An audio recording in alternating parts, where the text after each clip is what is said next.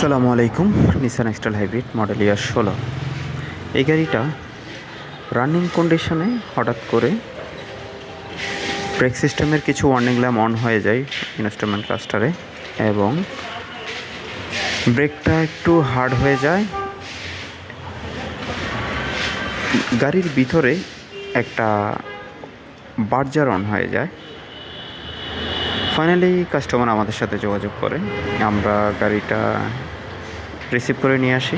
এনে আমরা গাড়িটা ব্রেক বুস্টারটা খুলে আমরা কিছু সমস্যা পেয়েছি, আমরা এটা ইনশাল্লাহ সমাধান করে ফেলব। তো আপনাদের হাইব্রিড নন হাইব্রিড নিয়ে যে কোনো ধরনের সমস্যা আমাদের এম ক্যাপিটাল অটো সলিউশনে যোগাযোগ করতে পারেন।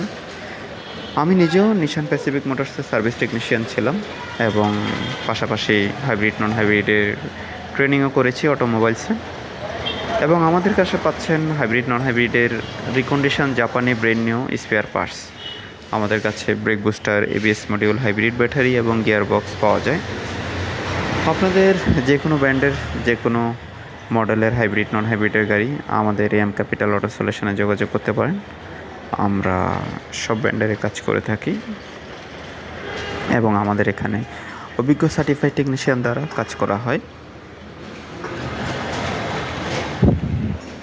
আমরা হাইব্রিডের গিয়ার বক্সগুলো রিপেয়ার করে থাকি, ব্রেক বুস্টারগুলো আমরা রিপেয়ার করে থাকি এবং আমাদের কাছে ব্রেক বুস্টার আপডেট 19-এর মোটরগুলো পাওয়া যায়। আমাদের লোকেশন বসুন্ধরা এবারকার হসপিটালের পাশে ডালিবাড়ি।